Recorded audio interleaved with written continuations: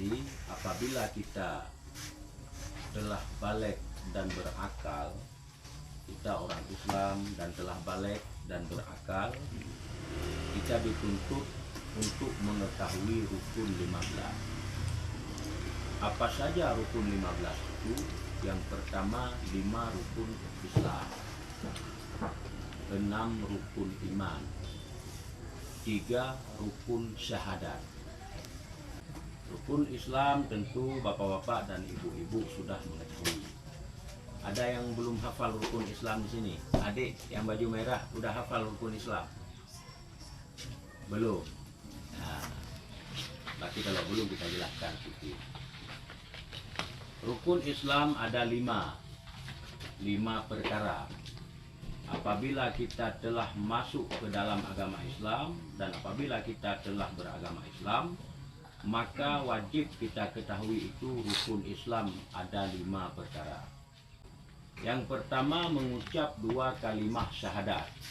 Kita telah mengucap 2 kalimah syahadat semuanya, yaitu asyhadu an la ilaha illallah wa asyhadu anna muhammadar rasulullah. Apa arti asyhadu an la ilaha illallah?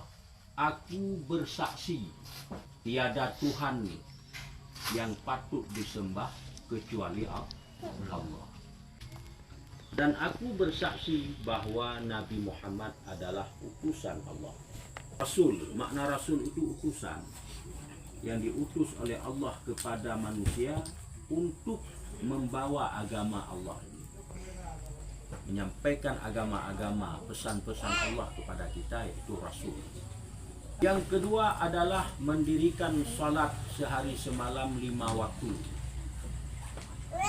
5 waktu itu dari mulai pagi subuh, ketika terbit fajar, itu subuh kalau waktu kita jam 5.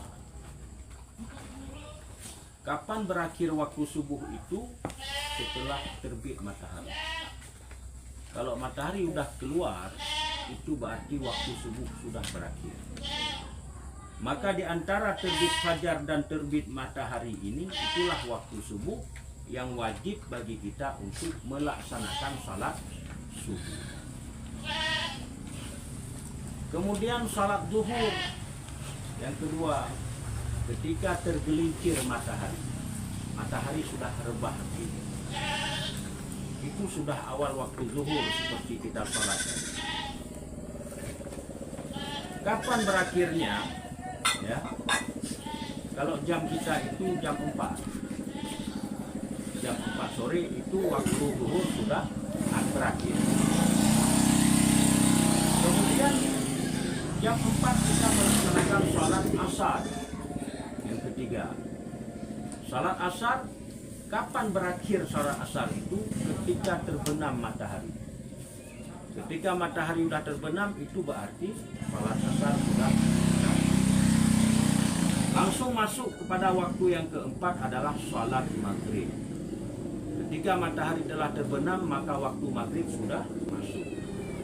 Kapan habis waktu maghrib itu? Ketika syafaq merah di ujung langit sana hilang. Kan terbenam matahari kan ada merah di ujung langit. Nah, itu namanya syafaq yang merah. Apabila tidak nampak lagi syafaq yang merah di sana, berarti sudah habis waktu maghrib dan masuk waktu isya. Nah, kita salat isya, setelah itu waktu isya berakhir sebelum salat subuh. Sebelum masuk waktu subuh paginya, berarti itulah waktu isya. Jadi apabila kita telah menjadi muslim atau muslimah, maka wajib bagi kita hukumnya untuk melaksanakan salat sehari semalam 5 waktu. Itu kewajiban bagi kita. As-salatu ibaduddin. Salat tiang agama. Faman aqamaha faqad aqamaddin. Siapa yang mendirikan salat, sungguh ia mendirikan agama. Wa man tarakaha faqad adamaddin. Siapa yang meninggalkan salat, berarti dia orang yang merusak agama. Kemudian inna salata tanha 'anil fahsya'i wal munkar. Sesungguhnya salat itu dapat mencegah perbuatan keji dan mungkar. Perbuatan keji itu perbuatan yang tidak baik. Perbuatan mungkar itu perbuatan yang dilarang Allah Subhanahu wa Ta'ala.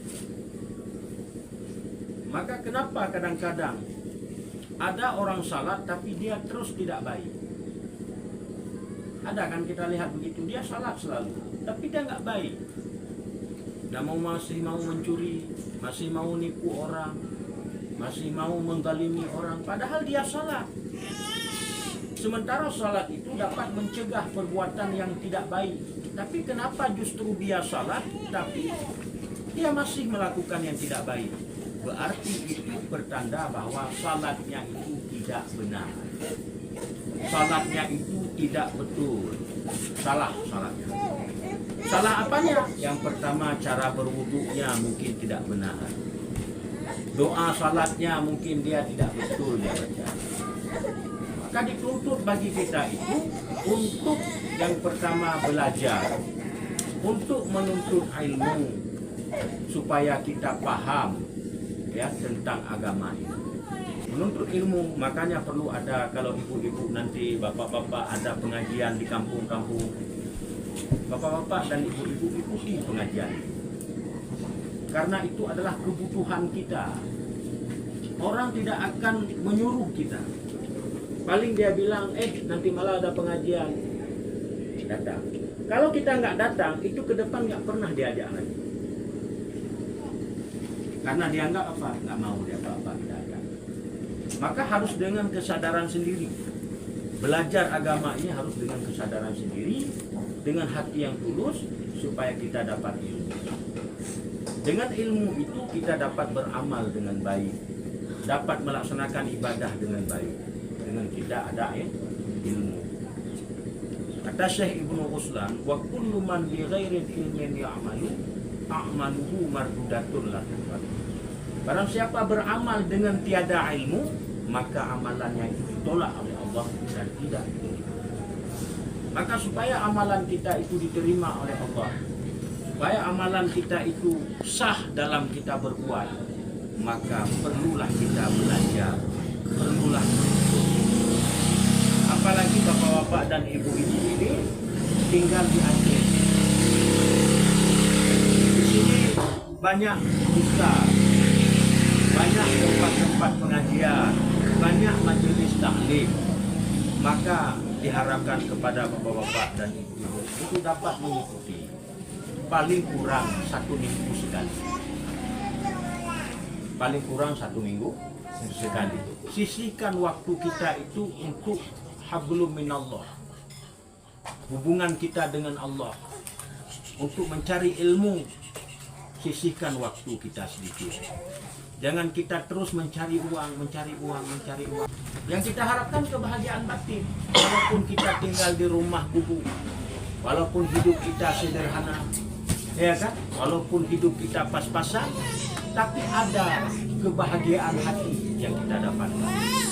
Itulah cara mendapatkan kebahagiaan hati itu, dengan banyak-banyak beribadah kepada Allah. Banyak berzikir kepada Allah, kita beribadah kepada Allah. Kemudian dengan kita beribadah ini, kita dapat keberkahan dari Allah, dapat kasih sayang Allah. Nah, kalaupun kita dapat 100.000 satu hari, berkah uangnya. Kadang-kadang kita dapat 200 satu hari, habisnya 250. Yang meledak ban Honda, ya kan? Yang harus begini, keluar banyak pengeluaran. Itu keberkahan yang kita cari sekarang, dan kasih sayang Allah. Nah, jadi itu yang kedua tadi, mendirikan salat sehari semalam 5 waktu. Yang ketiga, berpuasa di bulan Ramadan. Kita harus, kalau udah jadi muslim ini, muslimah, wajib puasa Ramadan. Diperintahkan oleh Allah Subhanahu wa Ta'ala, ya ayyuhalladzina amanu kutiba alaikumusiyam kama kutiba alal ladzina min qablikum la'allakum tattaqun. Hai orang-orang yang beriman, diwajibkan kepadamu untuk berpuasa sebagaimana telah diwajibkan kepada umat-umat sebelum kamu. Sebelum kita itu ada umat lain, umat Nabi Isa, umat Nabi Musa, umat Nabi Ibrahim, umat Nabi Daud. Kita kan umat yang terakhir. Umat yang terakhir. Nggak ada umat, nggak ada Nabi setelah Nabi Muhammad itu nggak ada lagi. Umat yang terakhir. Nah, jadi kita kalau datang waktu puasa jangan nggak puasa. Secapek apapun pekerjaan kita, secapek apapun aktivitas kita, tetap kita berpuasa. Karena itu menjalankan perintah Allah Subhanahu wa Ta'ala. Yang keempat, membayar zakat. Kalau kita sudah mampu, wajib hukumnya kita keluarkan zakat. Apa zakat itu? Adalah harta yang dikeluarkan untuk membersihkan harta. Harta kita itu tidak bersih, maka diwajibkan untuk mengeluarkan zakat supaya harta kita bersih. Kemudian yang kelima adalah naik haji ke Baitullah bagi yang mampu. Rukun Islam naik haji ke Baitullah bagi yang mampu itu rukun Islam kelima. Kalau kita ada kemudahan, ada ongkos, ada uang, sehat kita, cukup ongkos pesawat, pulang pergi, harta ada ditinggal untuk anak, waktu kita berangkat haji, tidak lapar mereka di kampung, maka wajib punya naik haji ke Baitullah. Kemana? Ke Mekah. Itu adalah rukun Islam yang kelima. Mudah-mudahan nanti kita semua bisa berhaji. Nah, amin. Nah, diberikan rezeki oleh Allah SWT untuk bisa ke sana. Bisa berziarah kepada makam Nabi, ya, berziarah kepada Ka'bah Baitullah yang merupakan kiblat kita. Kita bisa bersembahyang, sembahyang di sholat di Masjid Madinah, Masjid Nabawi, Masjidil Haram. Karena besar pahalanya itu. 1 rakaat kita sholat di Masjidil Haram, masjid ada Ka'bah itu sama dengan 100.000 rakaat sembahyang di masjid itu. Di masjid selain itu, 1 rakaat sembahyang di Masjidil Haram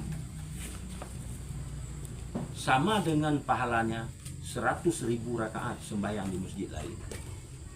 Kalau kita salat di Masjid Madinah, Masjid Nabawi, 1 rakaat kita salat di Masjid Nabawi, maka sama dengan 10.000 rakaat salat di masjid lain.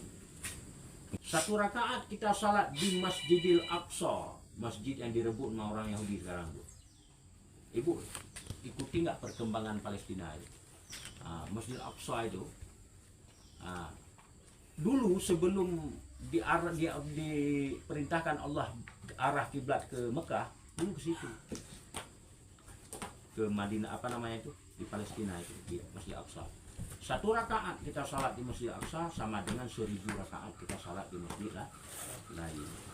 Nah, itulah fadilahnya.